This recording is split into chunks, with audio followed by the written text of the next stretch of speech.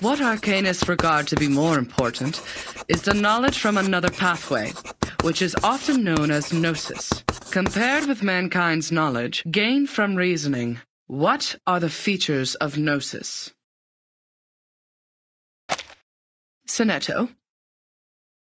Miss, the features of gnosis are 1. It cannot be verified by an independent third party, and 2. It is impossible to be comprehended through reasoning. Exactly. And that's also one of the reasons that the knowledge of the study of arcanum is hard to be accepted by the academic world. The academic research is required to be open to the public and can pass the independent tests. But the unpredictability of arcanum will lead to the arcane researches to methodological agnosticism. Thus, all the trainings and the scientific stabilizing appliances that the school provided for you is to overcome the instability of your arcane skill, in order to ensure the peace and stability of the human world. May the peace be with us. Oh, j'ai presque été assez rapide pour répondre à cette question. Comment elle a pu être aussi rapide?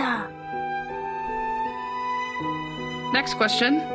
After the fall of the Roman Empire, the number of arcanists, along with the related literature, had reduced correspondingly. Who can tell us the history of that time in brief? Miss! Miss, I know this one. Sonetto.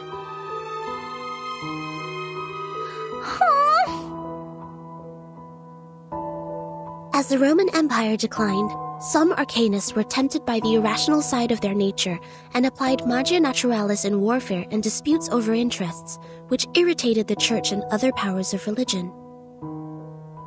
At that time, people in Europe widely considered arcanum to be the paganism that collaborates with the demons, hence the trials against arcanists.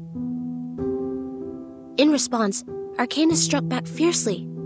However, due to their spontaneous character and the unpredictability of their whereabouts, their communication was unsuccessful during the fight. Both sides struggled in repeated battles. In the end, mankind, jointly led by both their religious and secular leaders, prevailed. Hein? Mais c'est pas possible! C'est pas ce que m'a dit grand-père! Miss, she's wrong! I know the right answer! All right. Give it a try, Matilda. For what I know, it wasn't arcanists who started the war. The attack on Constantinople was waged by lordships in Western Europe to ransack the capital for resources and the literature of arcana. The nursery rhyme my grandpa sang for me tells me all about it. And long ago, arcanists weren't called by this name. They were once gifted philosophers, diviners, or doctors, until they were put on the labels of pagans, freaks, and witches, and isolated by their people. They were entirely forgotten. The next time people saw them, they had this new name, arcanists. Inspiring.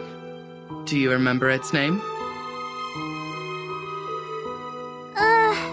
Grandpa never told me that. How about the melody? Could you present several lines for the class? Let me think. It was like... that's not it. That's weird. I can't remember it. Ha! Don't remember a thing, but still feel confident enough to answer the question. Shame on you, little thing. I was even humming the rhyme last night. It's just...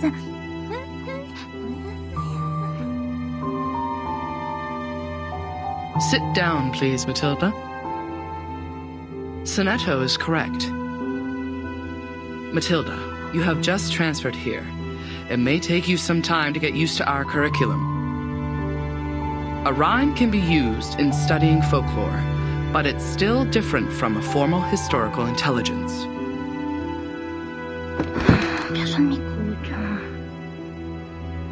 Class, please turn to the last question of the test.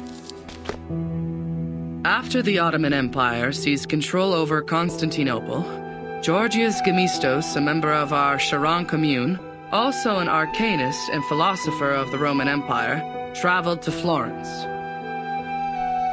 He brought one classical literature of ancient theurgy into the city, which sparked discussion and later brought about the annual Humanists gathering, the Chaldea Conference, where the study of Arcanum was debated over its use for mankind development. Who knows the name of his work brought by Gemistos? Miss! Me! Miss, please! I know this one! I do know!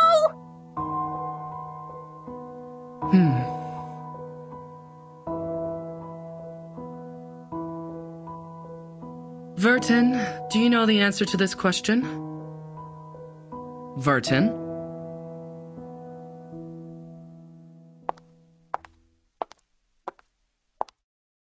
Vertin.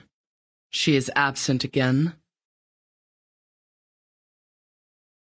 Miss! I know the answer! It is迦勒